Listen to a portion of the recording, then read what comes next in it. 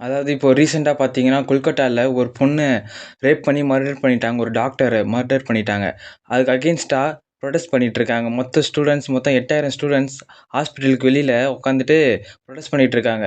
அதாவது KG car hospital medical college தான் இது. அதுக்கு ஆப்போசிட்ல மொத்த ஸ்டூடண்ட்ஸும் நின்னு புரொடெஸ்ட் பண்ணிட்டுருக்காங்க.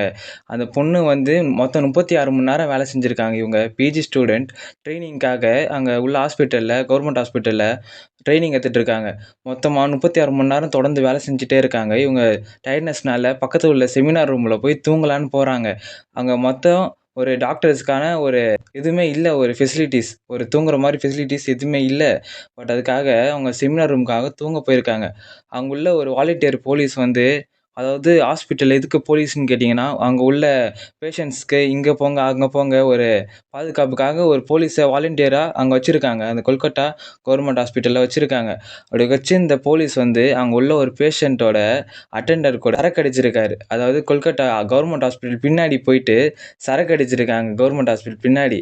குடிச்சிட்டு இவங்க செமினார் ரூமுக்கு போயிருக்காரு. அந்த போலீஸ் வந்து செமினார் ரூம் போயிருக்காரு. அங்க போம்போது இவங்க தூங்கிட்டு இருக்காங்க.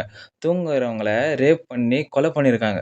அவரு எங்கெங்கலாம் கை வச்சிருக்காரு, அவங்களோட ஹிப்ஸ்ல, அது மட்டும் இல்லாம அவங்களோட பிரைவேட் பார்ட்ஸு அப்படின்னு பல இடத்துல தவறா கை வச்சது மட்டும் இல்லாம, அவங்கள கொன்னு இருக்கான் அந்த போலீஸ்.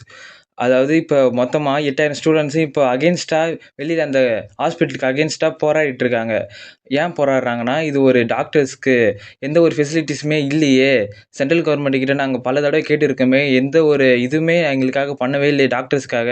நாங்க கஷ்டப்பட்டு டாக்டருக்கு படிக்கிறோம். அதுக்கடுத்து அங்க மக்களுக்காக சேவை செய்றோம். எங்களுக்காக ஒரு நல்ல ஒரு எண்ணம் கூட இல்ல. ஒரு நல்ல ஒரு விஷயம் கூட ஹாஸ்பிட்டல்ல இல்லையே!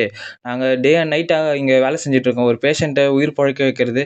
நாங்க பட் ஆனா எங்களுக்கான ஒரு எதுவுமே இல்லையே அங்க.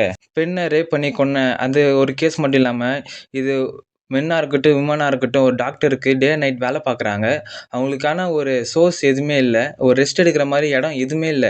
இந்த ஒரு கேஸ் மூலியமா கவர்மெண்ட் வந்து ஒரு டாக்டருக்கு ஒரு நல்ல இடங்க அமைச்சு தரணும். அவங்க ரெஸ்ட் எடுக்கிறதுக்காக ஹாஸ்பிட்டல்ல அவங்க வேலை செய்யும்போது. அத மட்டும் நாங்க கேட்டுக்கிறோம்.